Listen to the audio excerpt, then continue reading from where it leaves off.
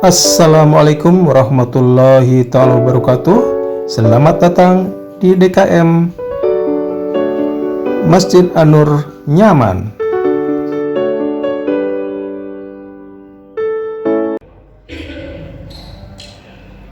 Bismillahirrahmanirrahim. Alhamdulillahirabbil alamin. Walhamdulillahi ala ni'matil iman wal islam. Wassalatu wassalamu ala sayyidina Muhammadin sallallahu alaihi wasallam khairil anam wa ala alihi wa ashabihi masyabiqil dhalal ila ba'd.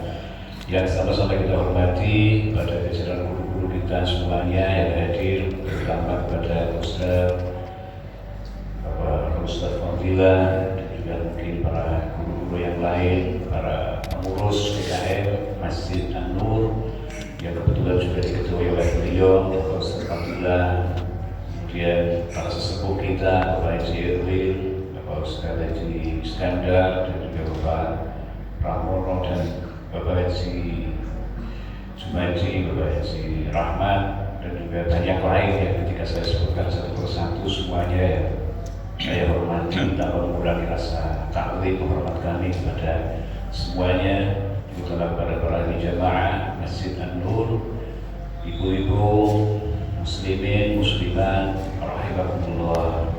Alhamdulillah pada pagi hari ini nikmat kesejukan ini kita hangatkan dengan kebersamaan kita dalam kebersamaan berjamaah sholat subuh, kemudian kita teruskan dengan majelis ta'lim yang semoga ini dinilai oleh Allah sebagai ibadah melalui syukur kita dan pembuktian kita, realisasi kita akan nikmat yang Allah berikan kepada kita ternyata kita gunakan pula untuk beribadah kepada Allah Subhanahu wa Ta'ala. Allah selawat salam kita limpahkan kepada Nabi Muhammad sallallahu alaihi wasallam, kepada para keluarga, sahabat, terlimpah pada umatnya, sebagaimana kita semuanya semoga selalu akan mendapatkan keberkahan syafaat utama syafaatullah dari Nabi Muhammad sallallahu alaihi wasallam. Hadirin jamaah Masjid An-Nur, jamaah Majelis Ta'lim, ibu-ibu semuanya, muslimin muslimat rahimahullah. Kita pada kesempatan kali ini akan melanjutkan kajian kebersamaan kita, dan saya membersamai dari para jamaah ini pada bab kitab ahkam as-sayd wa dhabaih wa tuhaya wa at'imah. Ini sudah hampir tinggal beberapa bab lagi ini selesai kitab ini. Di bagian sekitar tinggal 2 atau 3 bab ini.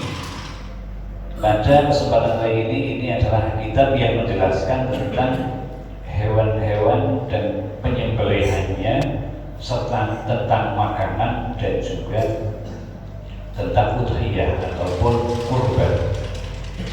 Kurban dengan segala mekanisme, waktu, syarat, ya, terus kemudian cara pembagian dan sebagainya. Yang pertama tentang dzabani atau adzabhu, itu adalah tentang sembelihan yang nanti kemudian berkaitan atau ada hubungannya dengan masalah kurban itu sendiri. Atau hanya kurban termasuk aqiqah nanti setelah bab ini dilanjutkan dengan bab tentang masalah kurban, ya, mekanisme atau cara pelaksanaan, kemudian kapan waktunya penyembelihan, bagaimana pembagian dan sebagainya. Setelah ini kemudian dilanjutkan dengan bab aqiqah. Kemudian yang pertama tentang dzabani atau dzabihah. Ini karena bab ataupun hal yang utama yang kaitannya dengan kurban itu sendiri. Pertama kita bacakan qala al-musannif rahimahullah taala wa nafa'ana bihi wa bi ulumihi fid dunya amin.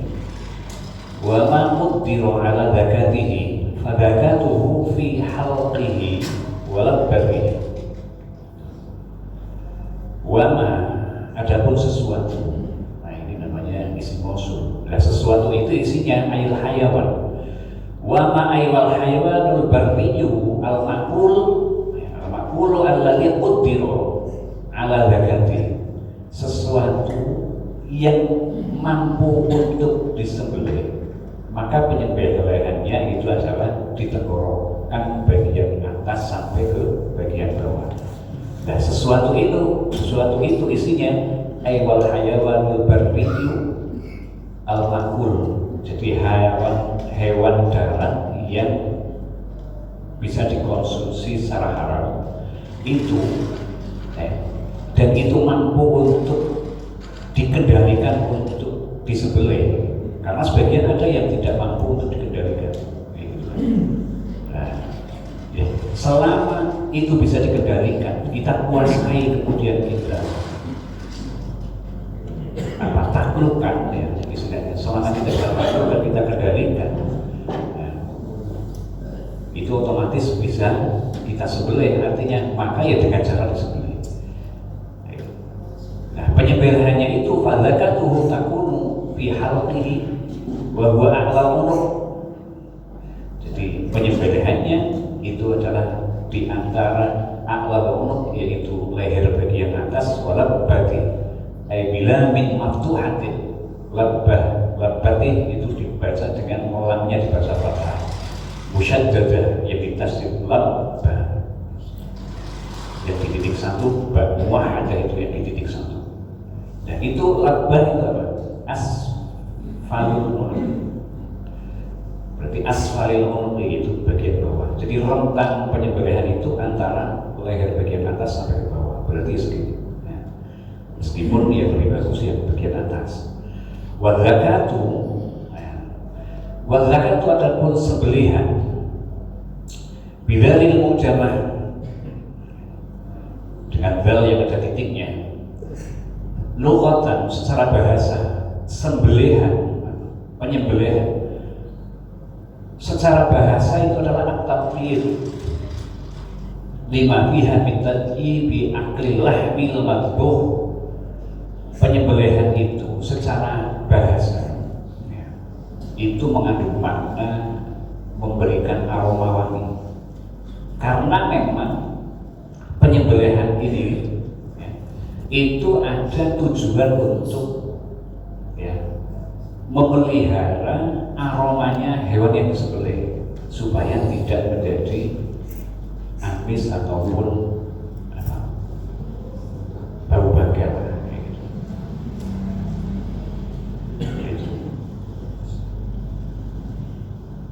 Aklillah madbuh, minta ibi aklillah madbuh. Adapun secara syarak itu adalah ibtalul hararatil gharizah.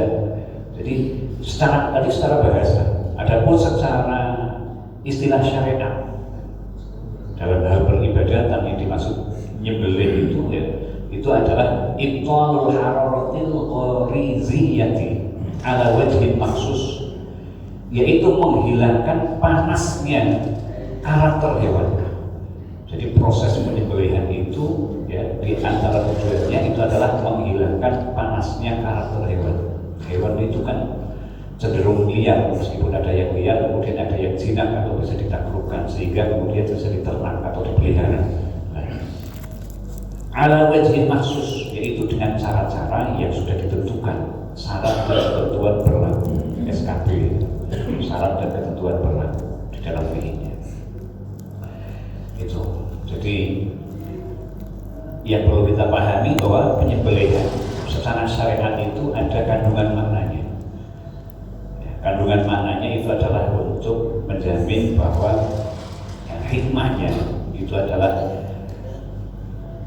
watak hewan itu sudah hilang, panasnya watak hewan itu sudah hilang. Dan lagi kalau di dalam tafsir, di dalam surat Al-Maidah ayat 2 itu menerangkan tentang keharamannya bangkai itu dimakan, itu karena bahkan ada hurrimat alaikumul al-maitat, terus kemudian wadam walahul khinzir akhirih.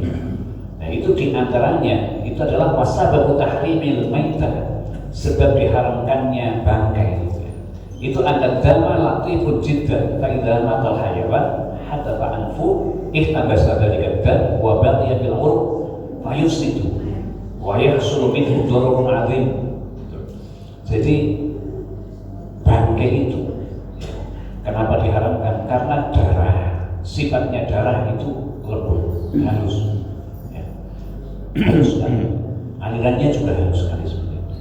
Dan ketika hewan itu mati dengan sendirinya, dengan tanpa melalui proses penyembelihan, maka ihtabasa dam.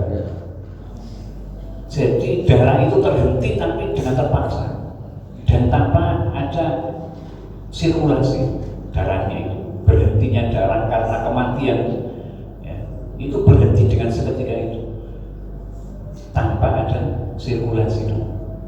Kalau disebutnya kan mengalir sehingga ada jalan dulu istilahnya. Dan itu kemudian otomatis bercampur dengan keringat yang ada, dengan cairan-cairan lain, ya. Sehingga percampuran darah dengan cairan-cairan yang ada, ya, cairan-cairan yang ada di dalam tubuh itu, baik itu keringat ataupun yang lain, nanti itu bisa membahayakan. Makanya ayat suluh minhu dororun azimun. Beda dengan darah yang mengalir ketika disembelih. Itu diantara hikmahnya. Nah, ini tentang masalah hewan yang darah. Karena kalau hewan bahar itu kan al-hillu maitatuh bahkan. Nah, jadi yang namanya hewan bahar itu ya bahari. Kota Tegal ini ada orang Tegal ya. Kota bahari berarti ada lautannya ini. Gitu. Bahar. Kalau hewan lautan itu tanpa disembelih. Iya, makanya ini amal hayawanul al-makul al-bahri fa yahillu 'ala as-sahih bila dhabhin. Dengan tanpa disembelih. Wa ma ay wal hayawanul ladzi lam yuqaddar ila akhirih. Wa kamalu zakat. Terus penyembelihannya. Wa kamalu zakati, adapun sempurnanya penyembelihan. Sempurnanya penyembelihan wa yustahabu zakat. Jadi di dalam penyembelihan ini ada yang wajib dan ada yang sunnah. Maka kemudian dilanjutkan wa yustahabu, ya. Fi dzakah arba'atu asya. Dalam penyembelihan yang paling penting diperhatikan, ya, itu adalah 4 hal. Ahaduha qat'ul hulqum. Yang pertama itu adalah memutus, jalan nafas, tenggorokan tapi ya jalan kerongkongan yang jalan nafas. Hulqum, ya hulqum bukan halq saja. Kalau halq kan bagian leher atas sampai ke bawah, itu namanya halq. Di dalam itu tenggorokan. Makanya ada istilah izhar halqi, ya. Izhar halqi itu karena memang huruf-hurufnya izhar halqi itu memang keluarnya di proses makhrajnya itu dari tenggorokan semua. Ha, itu kan di tenggorokan ha, itu kan a, termasuk hamzah itu, hamzah a, ha, itu di sini semua.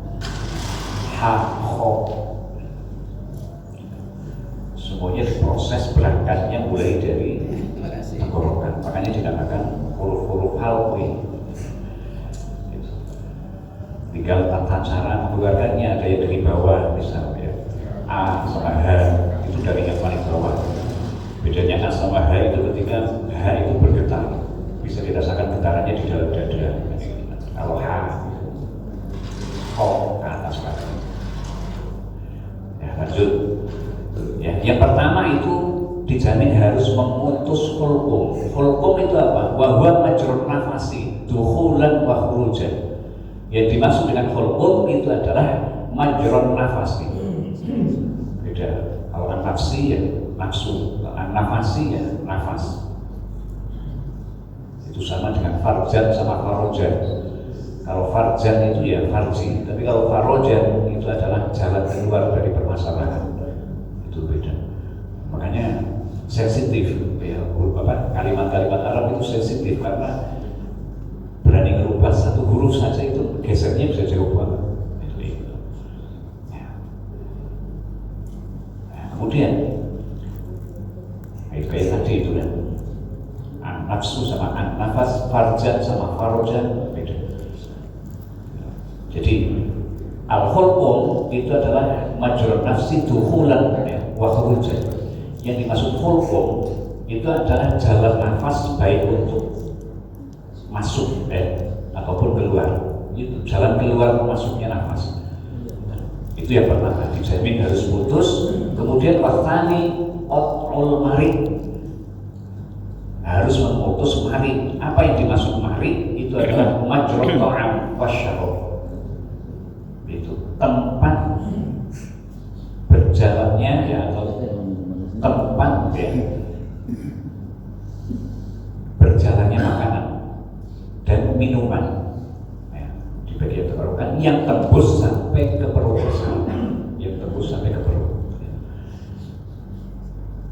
Nanti karena bisa dengan alat lain ya, misalnya selang atau yang apa ya, mungkin karena darurat dan sebagainya. Tapi yang ini yang dimaksud majra ta'am, tapi yang langsung tembus nyambung sampai ke perut, itu namanya marid.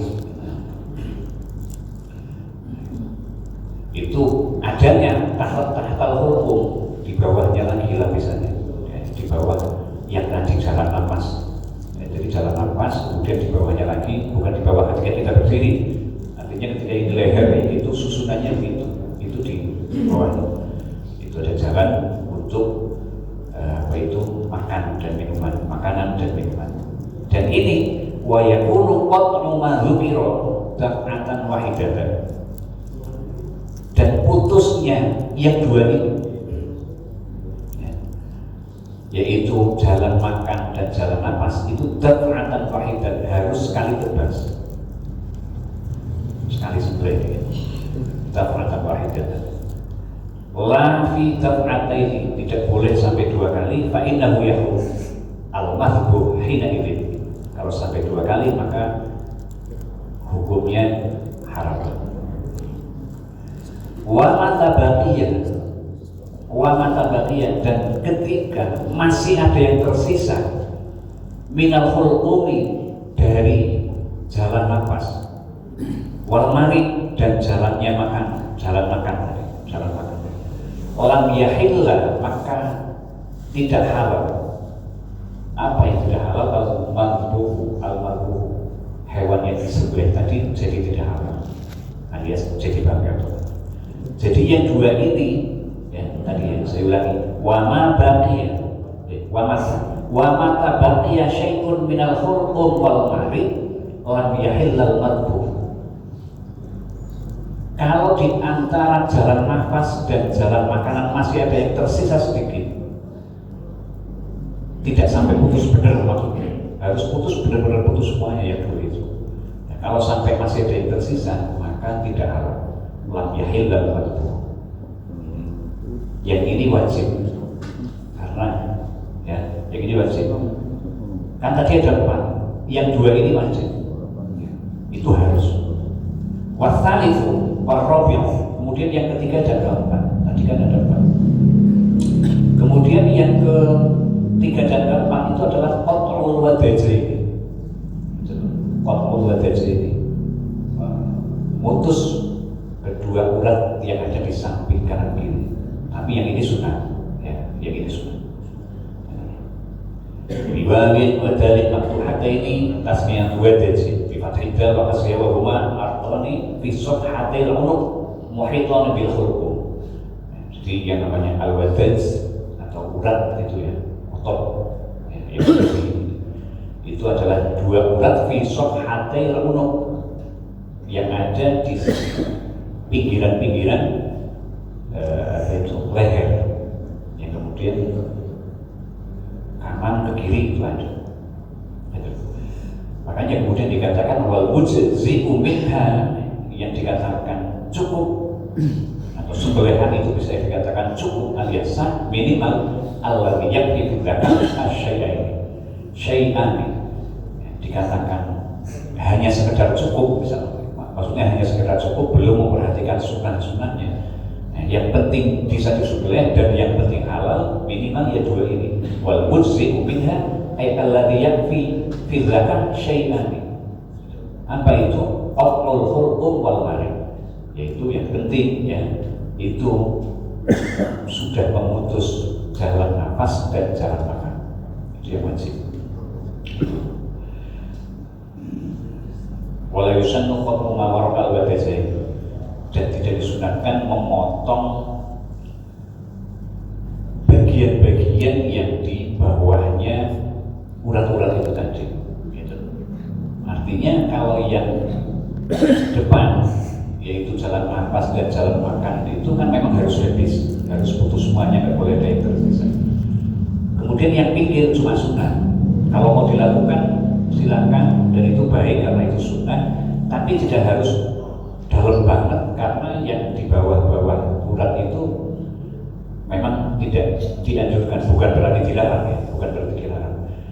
Artinya bukan tujuan untuk mencapai sunnah artinya. Karena sunnahnya itu, kalau ingin mencapai sunnahnya yang dua itu tadi, wadajain. Kemudian kalau sampai putus gimana? Ya kalau terlalu kecil gitu, sampai putus. Iya kalau golongnya terlalu tajam gitu kan, ya makanya harus dicoba dulu gitu kan, harus dites tajamnya seberapa kayak gitu kan. Iya. Ya, kalau yang lumayan memang ya benar-benar tajam kayak gitu kan. Ya, karena saya sudah beberapa kali saja itu mulai dari yang kurang tajam sampai yang tajam. Karena dulunya nggak pakai yang tajam, itu pakai tenaga. Tapi kalau sudah tajam itu malah dengan tenaga yang sama itu bisa-bisa udah masuk ke tulang. Gitu. Saya udah pernah kayak gitu kan. Ya, memang ya beli yang lumayan waktu itu kan. Ketika saya coba yang kedua ya, dengan tenaga yang saya bayangkan seperti dulu kayak gitu, langsung macet malah di tulang kayak gitu macet. Padahal itu kan kalau baja itu kan kalau kita gerak-gerakin bisa patah malah. Hanya pelan-pelan. Jadi lama itu ya. Jadi wala yusannu qat'u ma warqa al-wadajain. Jadi inti daripada penyembelihan, proses penyembelihannya yang penting itu. Adapun nanti ada sunat-sunat menghadap kiblat, ya, hewannya, terus kemudian orangnya juga menghadap kiblat, tapi kan membelakangi, gitu kan. Orangnya juga menghadap kiblat, tapi membelakangi. Termasuk bagian daripada sunnah-sunnah. Nah, adapun ketika tadi misal sampai putus bagaimana? Kalau sampai putus ya, kalau sembelihannya sih sah, tapi prosesnya itu haram. Itu prosesnya yang haram, karena itu kan namanya penyiksaan termasuk. Kalau sampai kalau kayak gitu nggak usah pelan-pelan, langsung aja lagi berdiri langsung, tebas itu namanya kayak gitu. Itu prosesnya yang haram, tapi sebenarnya sah karena sudah tercapai yang tadi itu arba'atu asya, itu sudah tercapai semuanya, tapi prosesnya atau pelakunya ini haram sampai pelaku. Ya. Awalnya sih niatnya menyembelih kayak gitu, tapi karena kekurang ahlian misalnya, kalau ini kan sudah pada ahli-ahli di sini, Ustaz Fadilah, Ustaz Haji Iskandar itu sudah mahir-mahir kalau ini. Udah pakai kayak gini ya Pak Isi, dia pakai kayak gini, itu mantap itu. Nah itu, itu. Terus kemudian tambahannya diantaranya yang terkait dengan proses penyembelihan itu, ya kadang-kadang yang penting kemudian itu tadi adalah harus sekali tebas. Kemudian kalau prosesnya tiba-tiba mungkin ada kecelakaan, bukan orangnya, artinya ada trouble lah ya, misal goroknya tiba-tiba nggak mempan atau satu atau dan sebagainya, nggak apa-apa, yang penting cepat seperti gitu, yang penting cepat, nggak sampai terpisah jarak yang lama, ya. Tidak boleh. Jadi selama masih biasa, makanya ada ukuran hayatul mustaqirrohnya itu harus termasuk hewan yang bisa kayak gini, bisa ada hewan yang tertabrak misalnya gitu. Kalau hewan yang tertabrak ya diukur dulu. Kalau memang secara analisa itu biarpun dibiarkan kemudian pasti mati gara-gara ditabrak itu, maka ya harus bangkai oleh itu. Tapi kalau kemudian dibiarkan ya ini paling nggak masih bertahan sehari, 2 hari, 3 hari masih bertahan, masih bisa hidup. Artinya, lah itu segera disembelih kayak gitu. Sehingga kematiannya itu ya gara-gara sembelihan itu. Karena Al-Muqtabar ya bilang roh bisa mati. Yang diperhitungkan itu sebab yang lebih dekat. Nah, tabraknya kan kemarin, misal seminggu kemarin, nanti kan sebelah udah kemudian, maka yang terdekat itu yang menjadi faktor yang lebih diperhatikan. Itu pertama. Itu tentang masalah hewan yang prosesnya harus melalui penyembelihan dan tata cara penyembelihannya. Kemudian ada juga karena beberapa ada yang kemudian dengan hanya diburu itu cukup, tidak harus disembelih. Ada itu hewan-hewan yang ketika diburu langsung mati. Diburu maksudnya diburu pakai baik panah ataupun kalau ya terutama di sini itu adalah dengan hewan-hewan yang memang terlatih, misal punya harimau atau macan ya, yang bisa dilatih kemudian memburu buruan itu juga termasuk halal juga. Tapi ada beberapa syaratnya. Makanya di sini kemudian akan saya bacakan wa min jawarih thair ya. Ini wa yajuzu istiyad bi kulli jarihatin mu'allamatin min as-sibah kal fahd wan namir. Jadi dan boleh, artinya halal hewan-hewan buruan dengan setiap hewan yang terlatih, meskipun itu hewannya hewan buas. Itu seperti tadi contoh macan tutul misalnya, macan kumbang misalnya. Itu dilatih sehingga bisa memburu suatu buruan, ya, sasaran. Ya.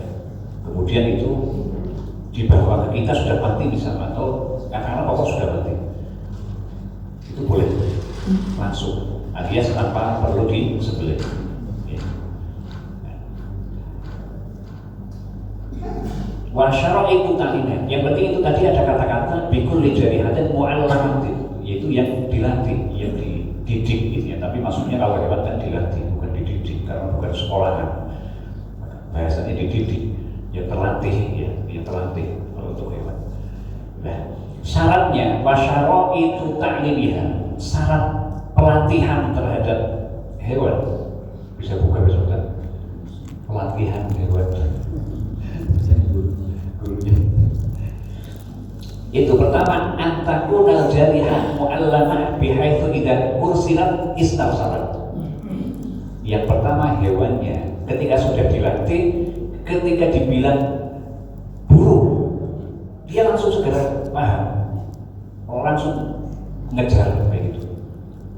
Dan sepaket, tapi ketika wa idza zujira inzajara, dan ketika dibilang stop langsung stop kayak gitu. Hewannya itu ada ciri-cirinya yang boleh, yang kemudian ketika misal dia bunuh, maksudnya ketika hewan itu hewan terlatih kan, ketika hewan terlatih itu ya menangkap terus kemudian tangkapannya itu halal kita makan tanpa disembelih, itu ciri-cirinya yang halal kita makan. Ciri-cirinya sang penangkap ini ya, hewan yang memburu ini itu benar-benar terlatih, dan kriteria terlatihnya itu adalah ketika disuruh kejar-kejar, tapi di tengah-tengah ketika suruh berhenti-berhenti. Gitu. Itu pertama.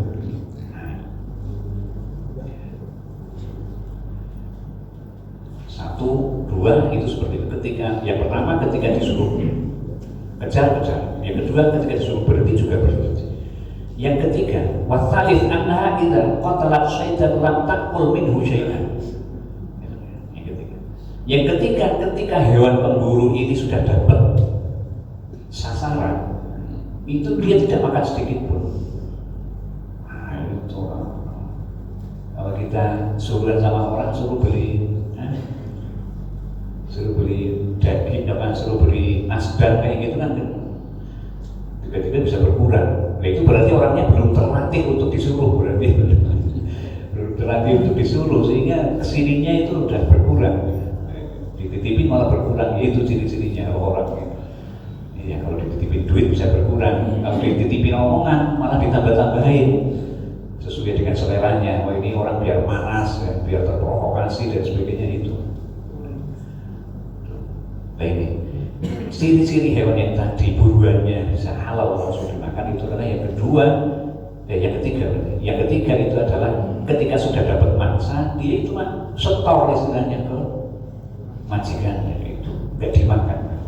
Lantak pul tidak makan minhu dari buruannya itu syai'an, sedikit pun tidak makan. Warrabi'u, yang keempat, ini syarat yang keempat, ayat takarrara dzalika, ya, kejadian itu sudah terulang-ulang dan selalu seperti itu, bukan hanya sekali dicoba, suruh lepas atau lari atau kejar, dia bisa kejar, ataupun bisa udah berhenti, stop, dia bisa stop, ya, dengan bahasa cara melatihnya otomatis. Kemudian ketika sudah dapat, enggak makan. Jadi ketiga syarat ini, kemudian ada syarat yang keempat. Tiga-tiganya itu sudah dicoba berulang-ulang dan selalu bisa seperti itu. Bukan hanya kebetulan saja bisa. Kan bisa aja kalau belum terlatih benar, belum mahir benar, ya sesekali bisa suruh lepas, lari, kejar mangsa, kemudian suruh stop, tapi ketika dapat makan, ketika dapat mangsa, bisa aja tiba-tiba kadang-kadang dimakan sendiri misalnya gitu kan. Nah itu berarti belum terlatih benar ya, itu seperti itu. Nah, maka nggak boleh ya. Makanya kemudian fa'in ultimat, maka ketika berkuranglah kata-kata, ketika tiada, ketika tidak ada, apa yang tidak ada? Ihdas syara'id, salah satu saja dari sekian syarat-syarat itu, lam yahilla ma akhadatu, lam yahilla maka tidak halal ma akhadatu, sesuatu yang diburu oleh hewan pemburu itu. Nah, maka kalau seperti itu, artinya ketika ada hewan pemburu yang belum terlatih, ya, maka hewannya itu harus disembelih dulu.